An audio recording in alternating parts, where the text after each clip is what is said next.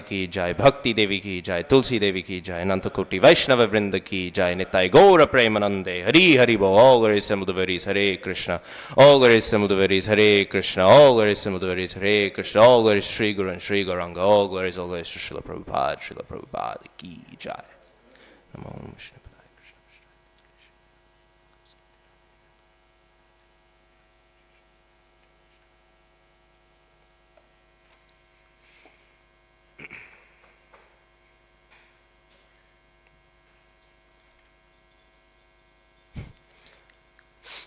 Om Namo Bhagavate Vasudevaya.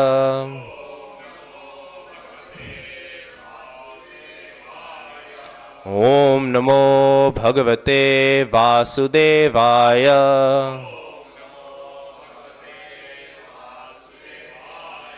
Om Namo Bhagavate Vasudevaya.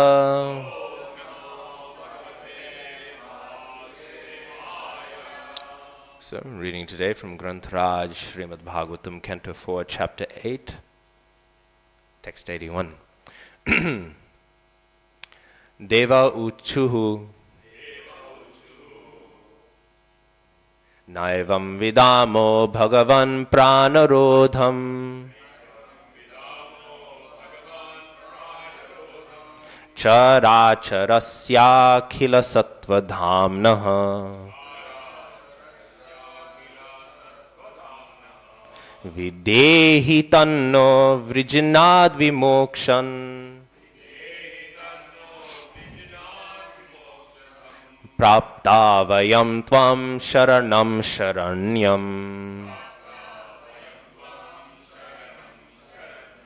Deva uchuhu naivam vidamo bhagavan pranarodham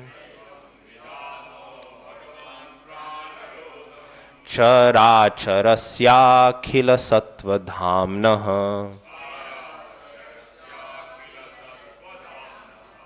Vidhehi tanno vrijnad vimoksham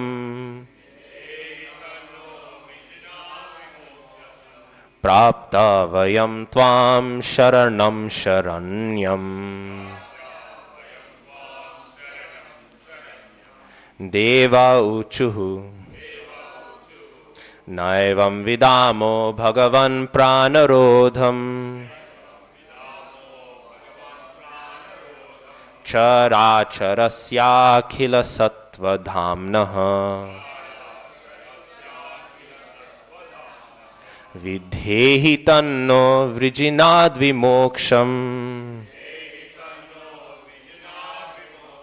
Prapta vayam tvam sharanam sharanyam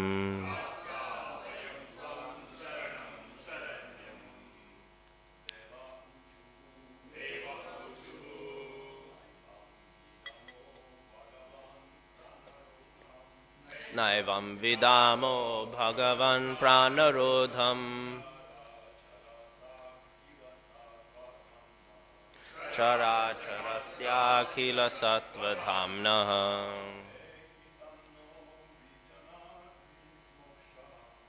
Videhi tanno vrijnad vimoksham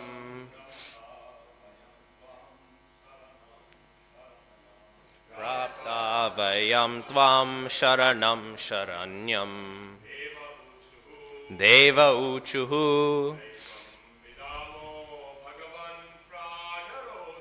Naivam vidamo bhagavan pranarodham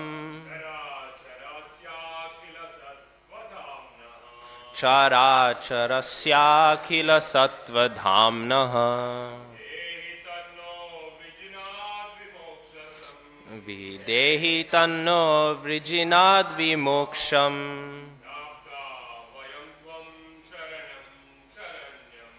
Prapta vayam tvam sharanam sharanyam Deva uchuhu Naivam vidamo bhagavan pranarodham Characharasya sattvadhamnah Videhi tanno vrijinad vimoksham. Prapta vayam tvam sharanam sharanyam. Deva uchuhu. Naivam vidamo bhagavan pranarodham. Characharasya kila satvadhamnaha. Videhi tanno vrijinad vimoksham. Prapta vayam tvam sharanam sharanyam. Devaha uchuhu. All the demigods said, Na, not. Evam, thus. Vidamaha, we can understand. Bhagavan, O personality of Godhead. Prana rodham, how we feel our breathing choked. Chara, moving. Acharasya, not moving. Akhila, universal. Sattva, existence. Dhamnaha, the reservoir of. Vidhehi, kindly do the needful. Tat, therefore. Naha, our. Vrijinat, from the danger. Vimoksham, liberation. Praptaha, or rather praptaha, approaching. Vayam, all of us. Tvam, unto you. Sharanam, shelter. Sharanyam, worthy to be taken shelter of. Translation. The demigod said, Dear Lord, you are the refuge of all moving and non-moving living entities. We feel all living entities to be suffocating, their breathing processes choked up. We have never experienced such a thing. Since you are the ultimate shelter of all surrendered souls, we have therefore approached you. Kindly save us from this danger. Purport. Dhruva Maharaj's influence, attained by executing devotional service unto the Lord, was felt even by the demigods, who had never before experienced such a situation. Because of Dhruva Maharaj's controlling his breathing, the entire universal breathing process was choked. It is by the will of the Supreme Personality of Godhead that material entities cannot breathe, whereas spiritual entities are able to breathe. Material entities are products of the Lord's external energy, whereas spiritual entities are products of the Lord's internal energy. The demigods approached the Supreme Personality of Godhead, who was the controller of both kinds of entities, in order to know why their breathing was choked. The Supreme Lord is the ultimate goal for the solution to all problems within this material world. In the spiritual world, there are no problems, but the material world is always problematic. Since the Supreme Personality of Godhead is the master of both the material and spiritual worlds, it is better to approach him in all problematic situations. Those who are devotees, therefore, have no problems in this material world. Vishvam Purnam Purna Sukhayate Chaitanya Chandramrita. Devotees are free from all problems because they are fully surrendered unto the Supreme Personality of Godhead. For a devotee, everything in the world is very pleasing because he knows how to use everything in the transcendental loving service of the Lord. And again, the translation. The demigod said, Dear Lord, you are the refuge of all moving and non-moving living entities. We feel all living entities to be suffocating, their breathing processes choked up. We have never experienced such a thing. Since you are the ultimate shelter of all surrendered souls, we have therefore approached you. Kindly save us from this danger. Translation and purport by His Divine Grace, Srila A.C. Bhaktivedanta Swami Prabhupada Ki Jai. Om Jnanatimirandhasya Jnananjana Shalakaya Chakshurunmilitam Yena Tasmai Shri Gurave Namaha Shri Chaitanya Manobhishtam Sthapitam Yena Bhutale Soyam Rupa Kadamahyam Dadati Svapadantikam Vandeham Shri Guru Shri Yuta Kamalam Shri Gurun Vaishnavamscha Shri Rupam Sagrajatam Sahagana Raghunathanvitam Tam Sajivam Sadvaitam Savadhutam Parijana Sahitam Krishna Chaitanya Devam Shri Radha Krishna Padan Sahagana Lalita Shri Vishakhanvitamscha He Krishna Karuna Sindho Dinabandho Jagatpate Gopesha Gopika Kanta Radha Kanta Namostute Tapta Kanchana Gaurangi Radhe Vrindavaneshwari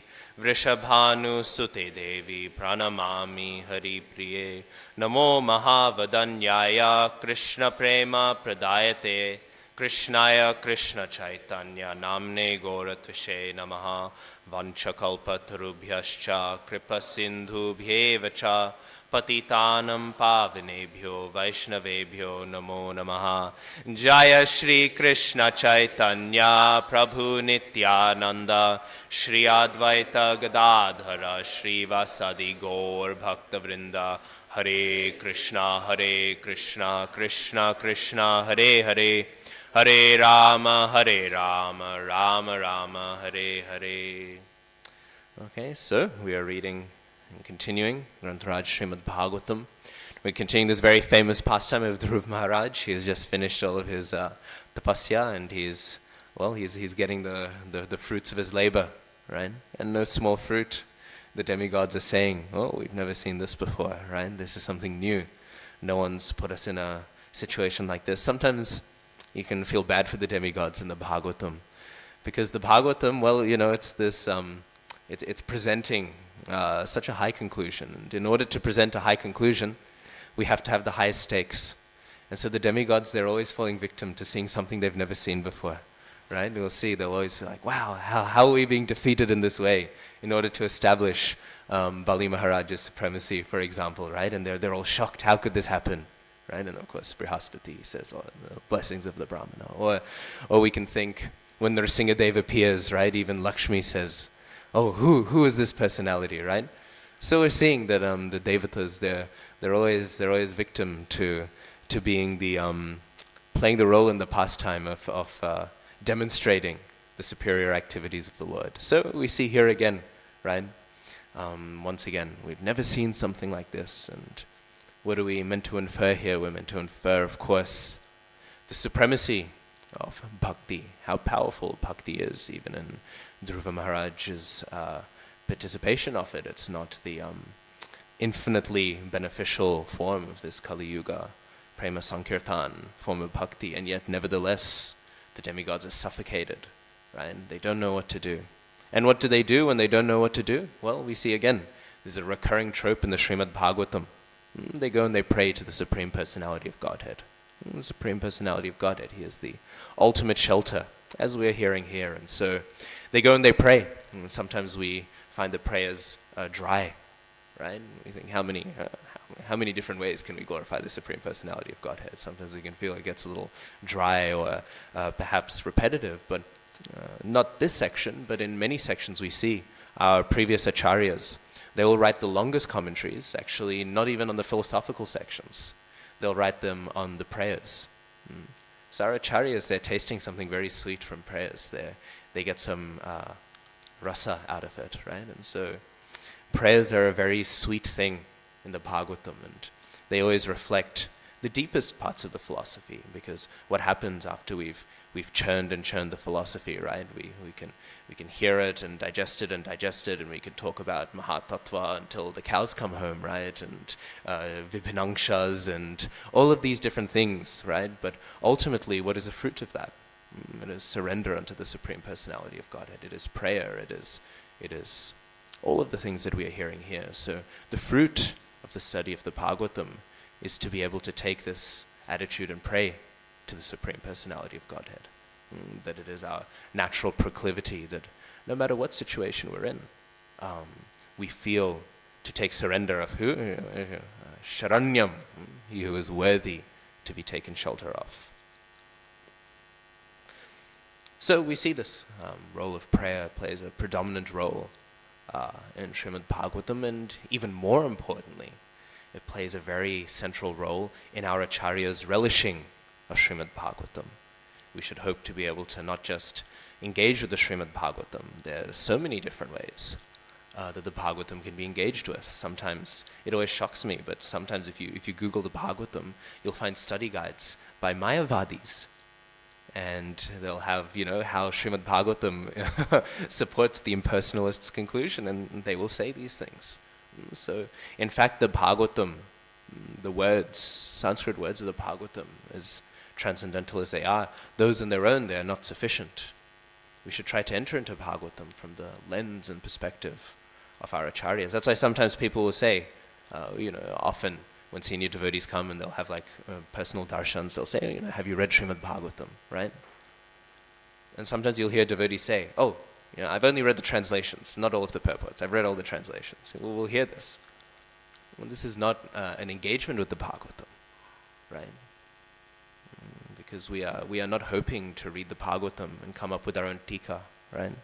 We're not sitting down and composing the XYZ Das tika, right? We are trying to engage with it from the perspective of the Bhaktivedanta purports. We are trying to understand Bhagavatam as it has been understood by our acharyas. Otherwise, who knows? We might end up writing our own Mayavadi commentary of the Srimad Bhagavatam. We might be one of those commentators. So in this way, we should be seeing the Bhagavatam.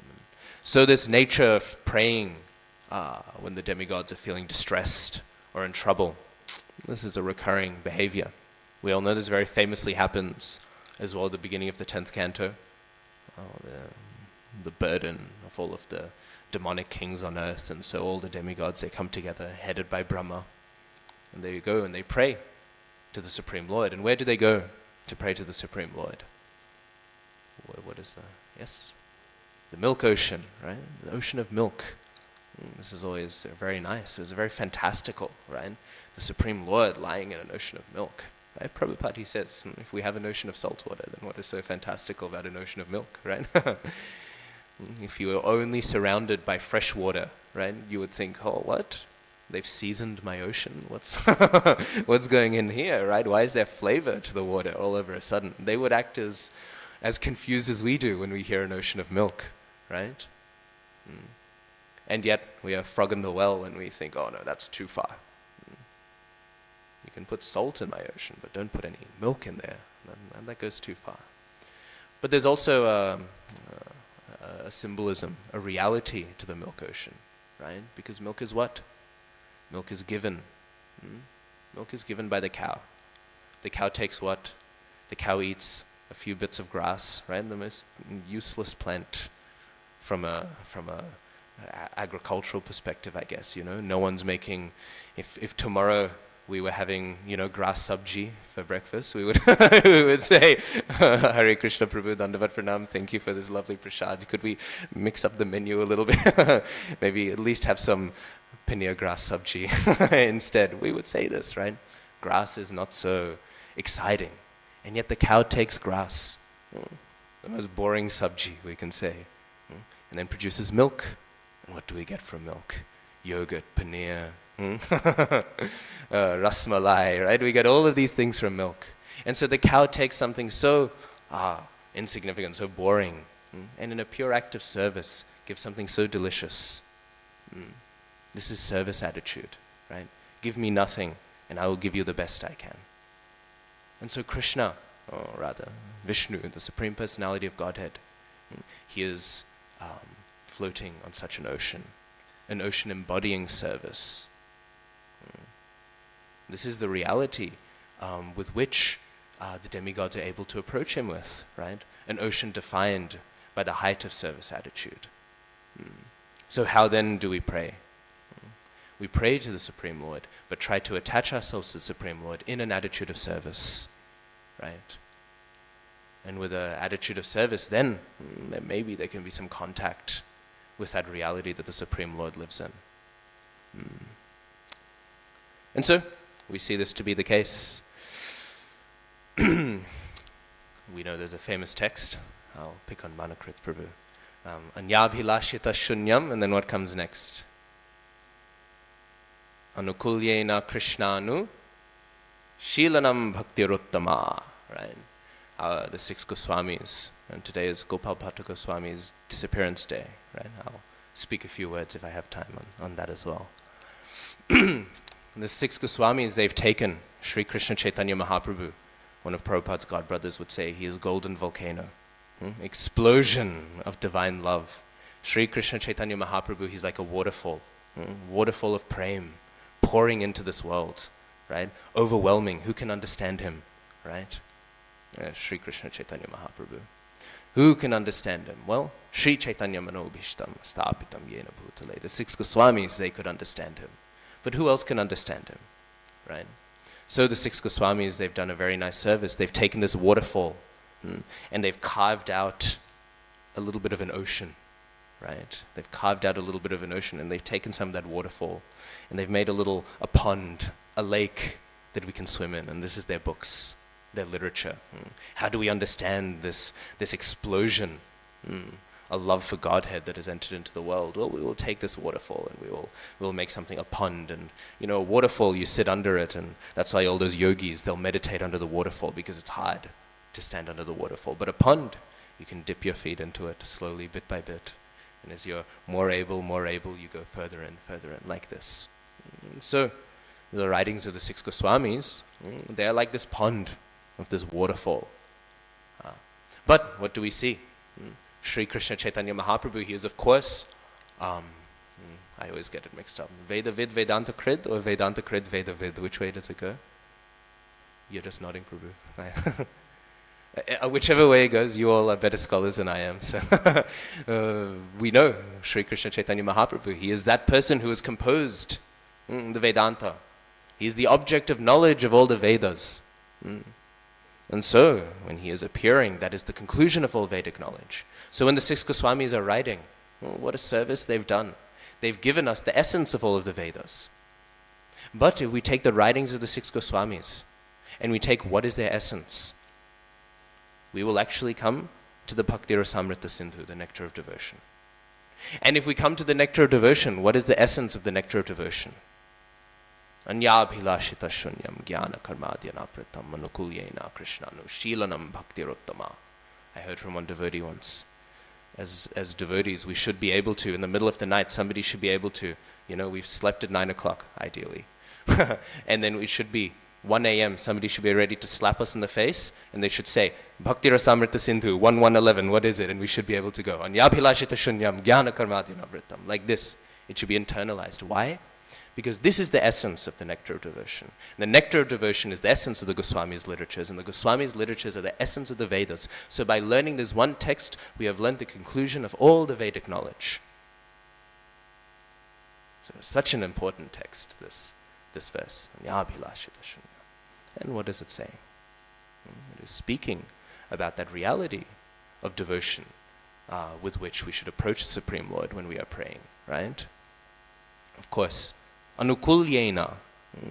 Anukulya, what does anukulya mean? It means favorableness. Why? Sometimes people say bhakti is pleasing Krishna, right? Bhakti means to please Krishna. Correct?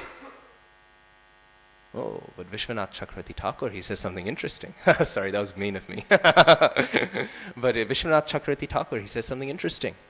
What does he say? Jai and Vijay, why do they enter into this world? To give Krishna the joy of somebody to fight with, right? We have the curse, but Prabhupada writes in the purports that actually Krishna wanted somebody to play the game of, killing demons with. What does this mean? Krishna gets some joy out of killing the demons, right? Krishna gets some joy out of fighting the demons. Now, Jai and Vijay, they're a unique case, but are we going to say all these demons, they're great devotees? They're pleasing Krishna so much? They're pleasing him by fighting him? No. This is not, this is pleasing to Krishna, and they get some reward for it. They get impersonal liberation at least. But this is not bhakti. At least this is not bhakti rottama. Bhakti rottama is anukulya. It is favorable. There has to be the desire to please Krishna. And so this principle is there.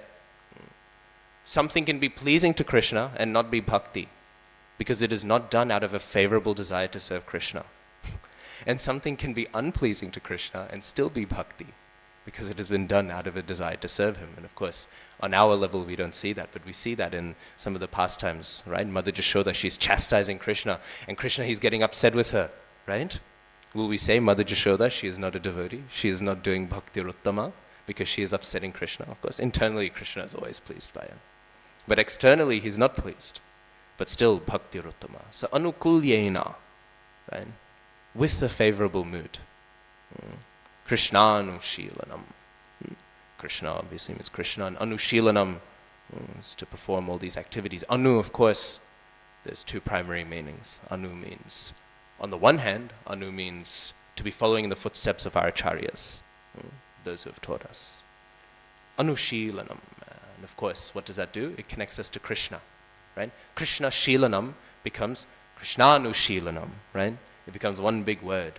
Following in the footsteps of our acharyas attaches us to Krishna. Otherwise, what are we doing? Oh, I like Krishna. I will please him. I will do all sorts of speculation. I will do all sorts of ideas, right? But when it's anushilanam, following in the footsteps of our acharyas, then it is bhakti. Because it is by anu, following in their footsteps, that we are able to be connected to Krishna. Anu also means constantly, not just I wake up one morning and I think, today I'm going to serve Guru Maharaj. And then the next day you think, okay, that's enough of that. Let's do something else today. And today is Maya's day, right? We have this, I'm vegetarian on Tuesdays, right? So we can say, I'm a devotee on Tuesdays. And then Wednesdays, that's the time I, muck around a bit. So, anu also means constant. Anyways, making all these other points. The main word I want to get to is anyabhilashita. Anyabhilashita. What does this word mean? Anyabhilashita. We know more obhilash, bilash kunja, diobash, right? What does this mean? I have a desire, right? Obhilash, right? So anyabhilashita, right? Well, anyabhilash means other desires. And then shunya means empty, yeah? Namaste Saraswati Devi Gauravani Pracharine Nirvishesha Shunyavadi, right? Shunya means, Shunyavadi is the philosophy of emptiness. So Shunya, Anyabhilash, Shunya, empty of any other desire, right? So far so good. Sorry for the Sanskrit lesson. But we have something interesting. What has Rupa Goswami Prabhupada written? He has not said Anyabhilash Shunyam. He said Anyabhilashita Shunyam. Now this is interesting. Why has he done this? Maybe he's done this because he's not a very great poet and he had to fill in the meter for the recitation to be done. No, we can't accept that. Rupa Goswami, he is the greatest of poets. In fact, in the beginning of his Bhakti Rasamrita Sindhu, and you'll read this in Nectar of Devotion, he says, I am a fool. I'm agya. I'm ignorant. And what Jiva Goswami writes in his commentaries, he says, actually, Saraswati Devi does not allow Rupa Goswami to refer to himself as a fool. Even though Rupa Goswami wishes to, because of the humility, the Tranadapi Sunichana mood he has, Saraswati Devi will not allow it. And so every time he calls himself a fool, our acharyas provide different ways of translating the words that are actually glorifying him. So you see, this is the nice type of disobedience, right? Jiva Goswami, what does he say? Now I'm forgetting. I think agya, he says, agya does not mean unknowledgeable. It means no other knowledgeable person can be compared to him. So in this way we see, we cannot say that Rupa Goswami is not a great poet. So there must be some reason why he has said Anyabhilashita and not Anyabhilash, right? Because Anyabhilash shunya, empty of all desires. So Anyabhilashita, when we add ta onto something, it means the existential nature of something, right? It means the nature. So it's the ness, right? So what does it mean? Anyabhilashita shunyam means desirelessness, right? Devoid of the nature to have other desires. So it doesn't mean, oh, I don't have any other desires. I know one of my friends, we were talking, I was trying, he was saying, oh, why do you do your chanting? Because he would see me chant, right? And whenever I sleep in and had to do my rounds during the day, right? And so he'll see me chanting and he'll say, oh, why are you chanting? And so we have a back and forth about, And then I say, material life, classic preaching, it's empty, there's no joy in it. And he said, I don't think that's true. And I thought, okay. Well, what do you mean? You buy something, you get so excited, you get it, and then what happens? You're not happy anymore. And then he said, of course. Then I buy something new, and then I'm happy again. So, anyabhilashita shunyam. If we just say anyabhilash shunyam, well then my friend, he is pure devotee, because when he buys something, he is desireless for a few moments. But he is not devoid of the desire to desire. Does this make sense? He is not devoid of the desire to desire, and therefore, just to be one day satisfied, I've had my khichdi, I've had my 8 hours of sleep, I wake up, there's nothing I need in the world. Therefore, bhakti ruttama. No. Bhakti ruttama means that desire to desire other things is gone. That propensity is gone. But there's another level of meaning to this, and then that's why I've brought this up in relation to these prayers. Our acharyas also say, though, because of this, if a devotee is in a difficult situation and they say, oh Krishna, protect me. Technically, oh Krishna, protect me is what? Technically it is another desire, right? But actually our acharyas say it's fine. It's fine for a devotee to say, oh Krishna, protect me. This is bona fide. So now we have permission. I don't think anyone was waiting for permission to ask Krishna to protect them, but still. And why is this bona fide? Well, they say because if somebody's in a situation where their life is in danger, or something like this, right? If somebody's in such a situation, then it is not because of their nature, it is not because they're anyabhilashita that an anyabhilash has arisen, right? It is not because they have the nature to desire other things that this desire has come out. It is because they've been put in a dangerous situation, which is external to them, that has created this. And so it is not a violation of their heart's mood. It is because they've been put in a dangerous situation. So then, therefore, we see that prayers, even for things that are apparently not for bhakti, are allowed in the path of pure bhakti. But they can never arise from the heart of the devotee. They must arise from the situation the devotee is placed in. Does this make sense? Yeah. So, anyabhilashita shunyam. See, Rupa Goswami, he's so genius, right? Just with one syllable, right? Just with one syllable, he's added all this level of complexity to this text. Anyways, so in this way we see prayers, they are bona fide, even if we are praying for protection. Even if we are praying, let's say we are stranded and we are very thirsty and we are thinking, I cannot even chant anymore, right? Or we are thinking, I might pass away. If we say, oh Krishna, please give me some water, this is counted within Bhakti Ruttama. But if I'm sitting down here and I'm thinking, the devotees are very nice, they've given me a cup of water, but I would have much rather a cup of juice. That would have been much nicer. That is anyabhilashita. And we should be shunya. Anyways, I don't want to spend all the time. You can spend all your time discussing this one verse. It's very lovely. There's so many flavors of meaning to it. But anyway, so we see in this way, anyabhilashita shunyam. And so in this way,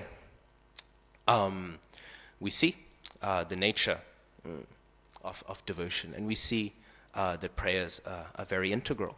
Again, our acharyas have explicitly said praying to the Lord for help is allowed within Bhakti Ruttama, even though it seems not to be pure bhakti. So we're seeing this. Anyways, and we see also in this text a few other things, and maybe when we make these other points, I'll speak a little bit about Srila Gopal Bhatta Goswami, who is a very great acharya and a very interesting acharya. There's many different perspectives we can come from Gopal Bhatta Goswami. We see Gopal Bhatta Goswami, Sanatana Goswami, Rupa Goswami, also Raghunath Das Goswami. They have very colorful lives, right? Very, very interesting pastimes. And it's interesting because Gopal Bhatta Goswami, we shouldn't know so much about him, right? When Krishnadas Kaviraj Thakur wrote the Chaitanya Charitamrita, he received the blessings of all the Goswamis who were present, right? But Gopal Bhatta Goswami requested, right, that not too much details about me should be put. And so he's only indirectly referred to. The Tattva Sandarbha, actually all the Sat Sandarbhas, all 6 of them, right? They're written by Jiva Goswami, right? And yet Jiva Goswami, he begins each one of the Sandarbhas saying, a South Indian Bhatta, who is friend of Rupa and Sanatan, he has compiled most of the work, and I've simply organized it together into a logical flow. So we can see Gopal Bhatta Goswami, actually he was very essential to the composition of the Sat Sandarbhas, and if we had more time we could speak about what a contribution that is. But what we see is his humility, right? Don't refer to me by name. And so we see whenever there's references to him, it's always indirect. This was his humble mood, right? Don't refer to me directly. No, who is Gopal Bhatta Goswami, right? Don't refer to me at all. And so all the Acharyas indirectly speaking about him, right? Oh, that South Indian Brahmin.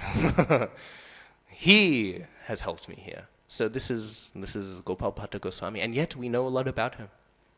The nature of the Vaishnav. We know Madhavendra Puri, right?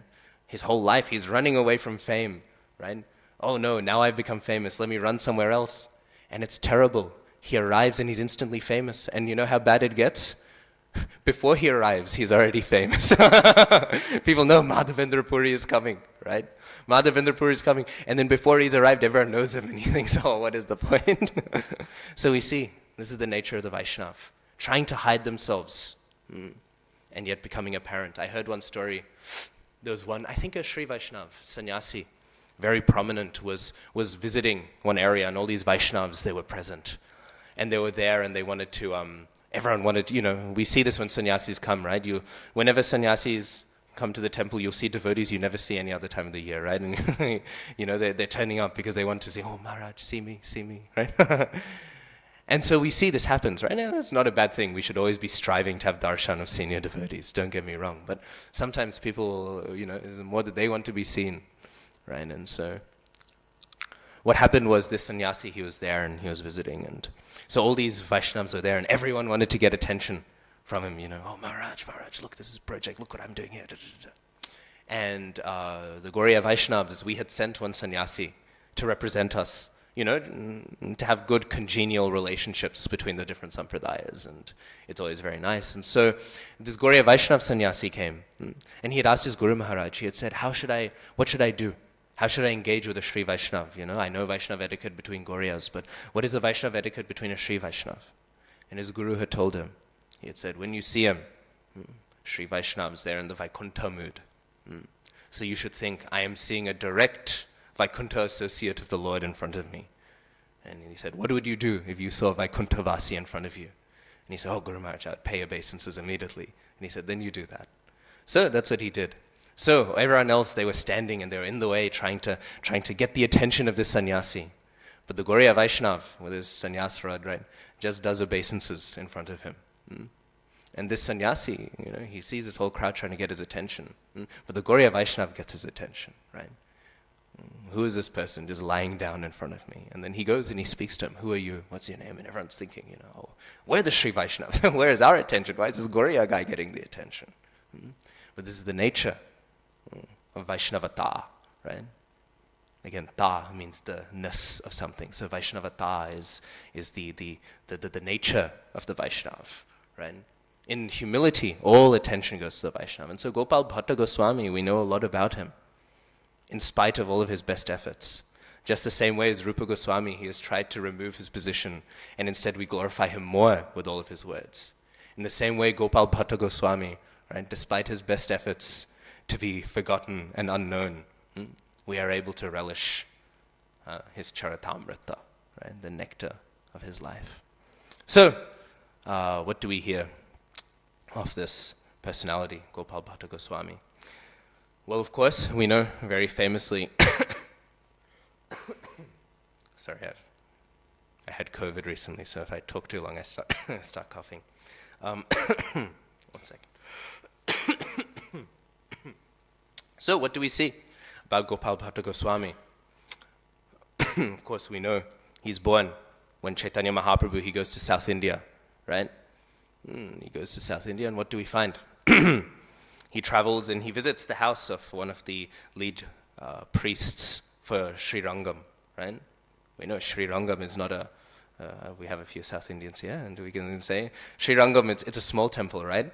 Maybe one or two people know about it, right?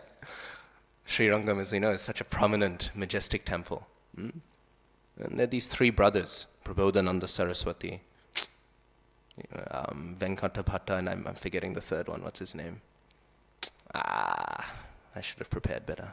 Anyways, there's a third brother. Somebody can help me out sometime. I'm in need of help. So there's a third brother, and then they're all there. They're all pujaris, right? For there at this temple, at the Sri Rangam temple. And so this is no small thing, very prestigious, right? And of course we know what is the mood. Sorry? Tirumala Bhatta. So these are the three brothers, right? And Prabodhananda Saraswati, as a side note, there's some idea that Prakashananda Saraswati becomes Prabodhananda Saraswati, and Bhaktisiddhanta Saraswati Thakur, Prabhupada, has refuted this idea. So sometimes you might hear this, especially there's some prominent preachers today that are very famous, and I know lots of devotees like to listen to them from different sampradayas, and I give my dandavat pranams to all Vaishnavas who are trying to serve the Supreme Personality of Godhead, but we should understand what our sampradaya's opinion is. And they are preaching this idea, right? There's time for me to get on my soapbox, but they're preaching this idea that Prakashananda Saraswati has become Prabodhananda Saraswati. This is not our Siddhanta. Our Siddhanta is that Prabodhananda Saraswati was not a Mayavadi sannyasi who became a Vaishnav. He was a Sri Vaishnav sannyasi. And he has been engaged in service to the Lord perpetually, right? This idea, they will say, oh, well, Saraswati is a Mayavadi name. But what do you read? Bhakti Ratnakar says, Prabodhananda Saraswati was named Saraswati. Why? Does anyone know? Why does he have the name Saraswati? It is not his sannyas name. He was given the name because his writings were so beautiful. It was said Saraswati has appeared on his tongue. So he was given this title Saraswati for that reason. He is not a Mayavadi sannyasi. Anyways. So, Prabodhananda Saraswati, Sri Vaishnav. And then he becomes a Gauriya Vaishnav. But so all these brothers are there, and of course Mahaprabhu, he goes to South India. We know in Bhagavatam, what does Bhagavatam say? I'm going to make all the South Indians happy today. all the Narayana Parayana, right? Those who have taken shelter of Narayana as the Supreme Personality of Godhead, the majority of them will take birth in South India. Bhagavatam tells us this. An overflowing of these pious souls in Kali Yuga will appear in Dravida Desh, right? In South India. And we can see this is true, actually. You go to South India, so pious, so wonderful. Anyways, that's enough of me firing up any bodily consciousness. But South India is lovely. And so we see this promised in Srimad Bhagavatam. So anyway, so Mahaprabhu, he goes there to relish this piety. And what sort of piety is it? Again, as I was saying, the Sri Vaishnava sannyasi, Narayan mood, right? And so very opulent, very majestic. And here again we see golden volcano, Chaitanya Mahaprabhu. Who can understand him? Who can understand Sri Krishna Chaitanya Mahaprabhu? When he sees Sarvabhaum Bhattacharya, who is Sarvabhaum Bhattacharya? The greatest preacher, right? Such a great impersonalist philosopher. He can speak for days and days and days on end. And how does Mahaprabhu refute his logic? With silence. He refutes the greatest speaker by not speaking. And here we have Venkata Bhatta, right? This very serious Aishvarya, opulent mood, Acharya, right? And how does Mahaprabhu refute his ideas? Through joking.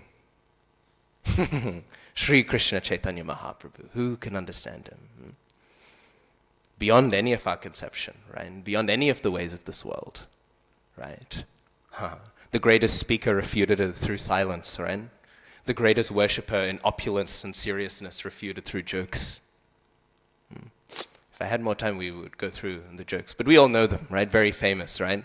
Why was, you say Lakshmi Supreme, why was she not able to enter into the Ras Leela? Oh, why are you joking like this? We all know, it's a very famous pastime.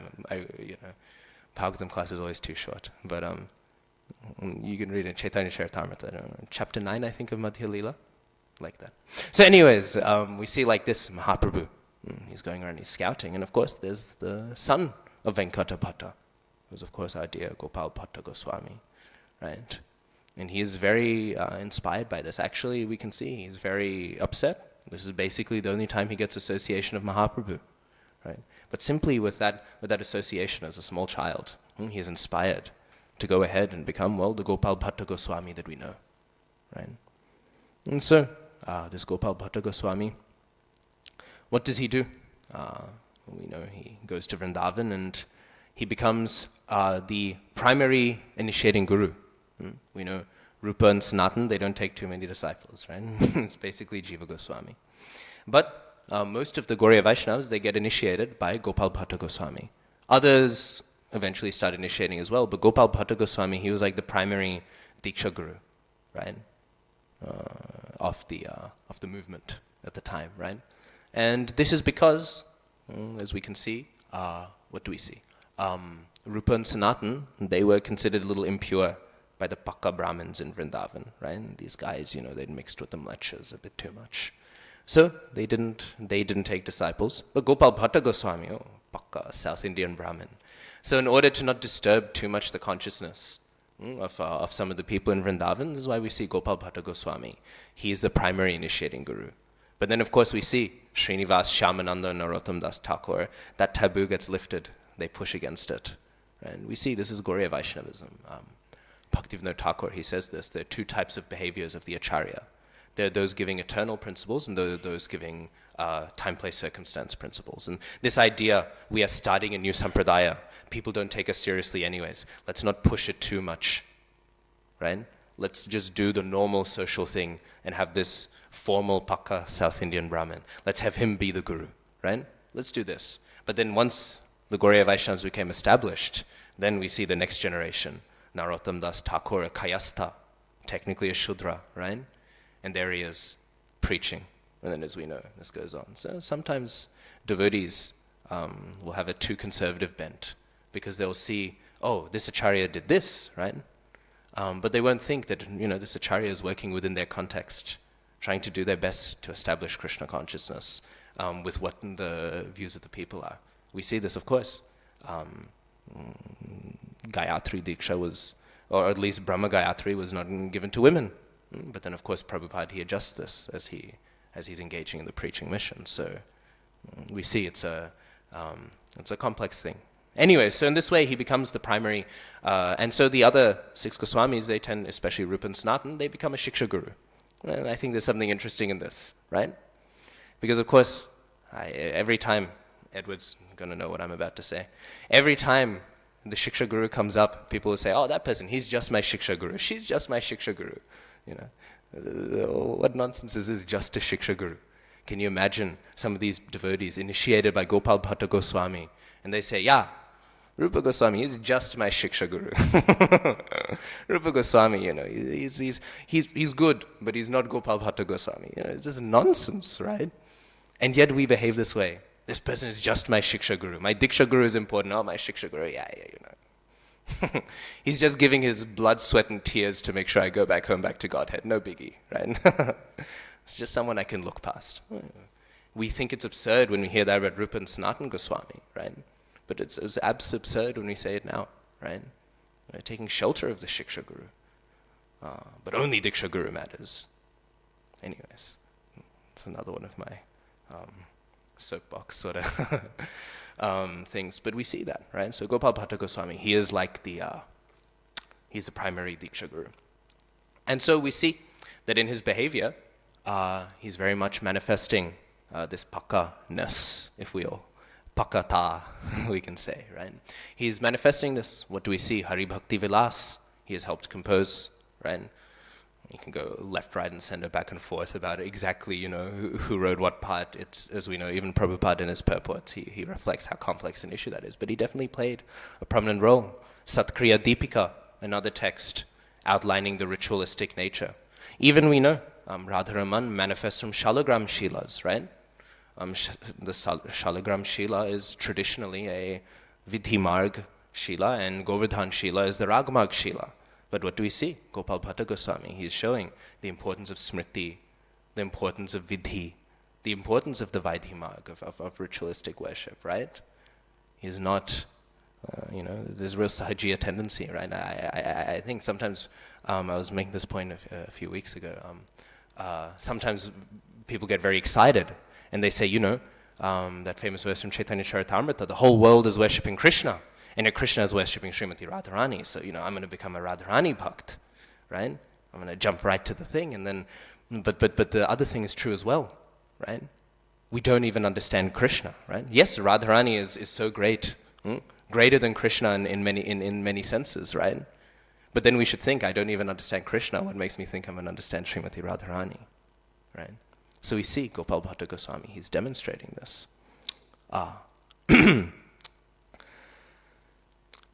And so we see that. What else do we see? Tattva Sandarbha, it has been written by Gopal Bhatta Goswami, right? Not composed in its final form, but so much of the research, Jiva Goswami said that. So doing all of these things, establishing these things, Gopal Bhatta Goswami, he is very nicely done. And yet, we also see the other part is true of Gopal Bhatta Goswami, and then I'll tie it back into the verse. Also, Chaitanya Chandramrita, the text that's been quoted, was written by Prabodhananda Saraswati, just to tie it all together. Gopal Bhatta Goswami has also, though, however, what do we know? Radharaman, so beautiful, right? Radharaman has manifested, and what do we know? He is, of course, from a Sri Vaishnava background, Gopal Bhatta Goswami. And we know there the worship is very opulent, right? And so we know, if you see Narayan Murtis, especially in South India, right, the posture is very straight, very majestic, very beautiful, of course, right? And yet, what do we see with Radharaman? A three-bended form, right? And what do we see? Not the serious opulence of Narayan, but he's got teeth, he's smiling, he's very sweet. So we see both aspects in Gopal Bhatta Goswami's devotion. We see that, yes, he's bringing that heaviness, he's bringing that weightiness of that opulent mood, and he's showing that it has a place in Gauriya Vaishnavism, not that we become a bunch of sahajiyas, right? How sweet is the Lord, and we don't think about the opulence of the Lord, right? Goloka Vrindavan is Mahavaikuntha. In order to understand Mahavaikuntha, we should understand Vaikuntha, right? But then he's also showing that there is sweetness at the end, right? In fact, in both ways, he's refuting the sahajiyas. He's refuting the sahajiyas, firstly, by showing the importance of this, but he's also refuting the sahajiyas and showing that by following this approach, by following the Vidhi Marg, you will eventually get the sweetness of smiling, toothy Krishna, right? And so we see this in Gopal Bhatta Goswami. Because what else has we done? We know. What else has he done? We know Sri Krishna Chaitanya Mahaprabhu. When he goes to South India, he recovers some texts, right? What books does he recover?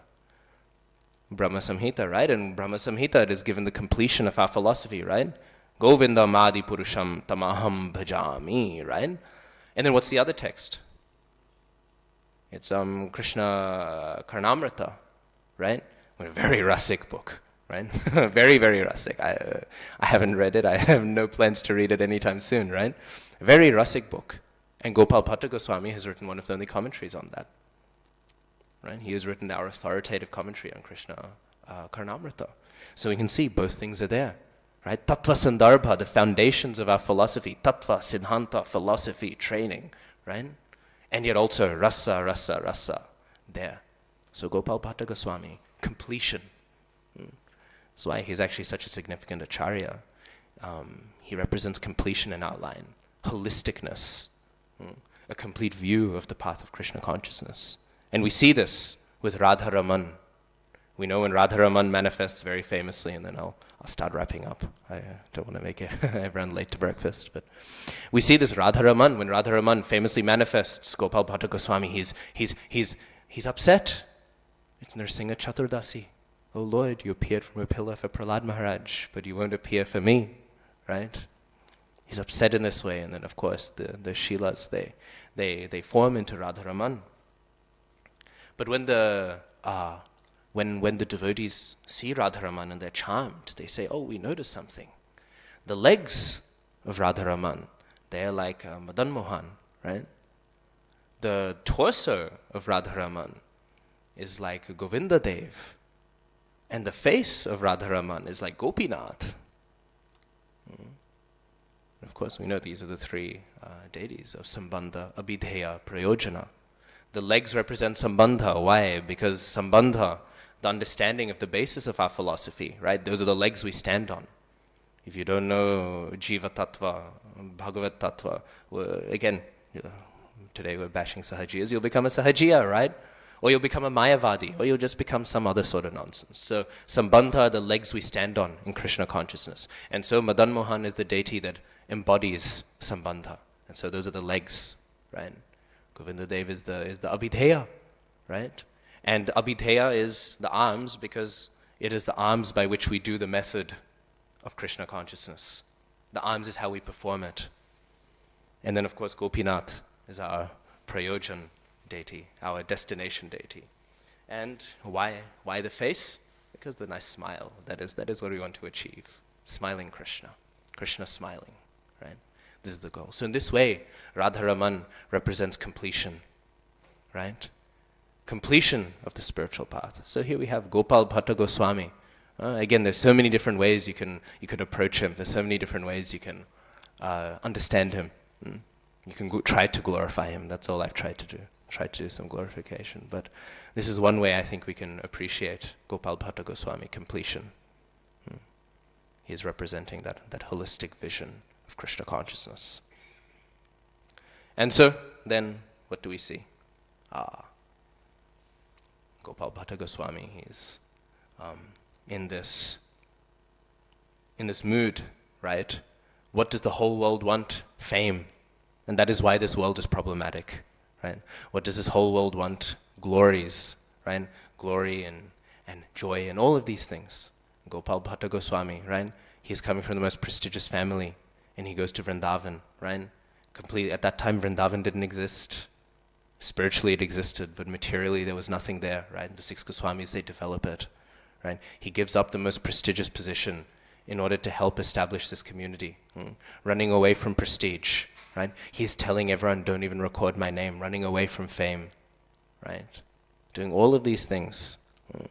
And yet he attains all that the material world wants. Still, 500 years later, we are here in Australia, in Sydney, glorifying him.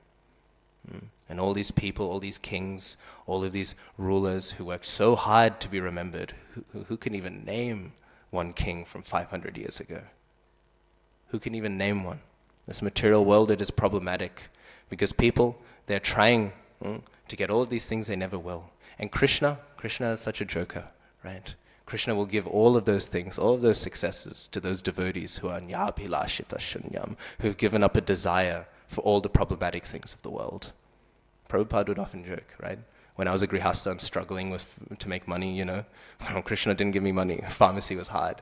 Now that I'm a renowned sannyasi, I'm one of the richest men on earth. This is the nature of the Lord, right? And he's making the point, actually these material things are so empty that a person who does not want them will get them. But we are so lusty for all of these material things. And therefore Krishna is actually showing the truth either way. He's showing that they're empty, right? You can desire them so much and you'll never get them, right? Anyways, I've gone very much over time. I will not belabor the point anymore, but I think we'll conclude there. Normally I take questions, Prabhu, but I don't want to upset especially the ashram devotees any more than I already have. So okay. Shri Shri Gopal Bhatta Goswami ki jai. Srila Prabhupada ki jai. Grantharaj Srimad Bhagavatam ki jai. Ananta Koti Vaishnava Vrinda ki jai.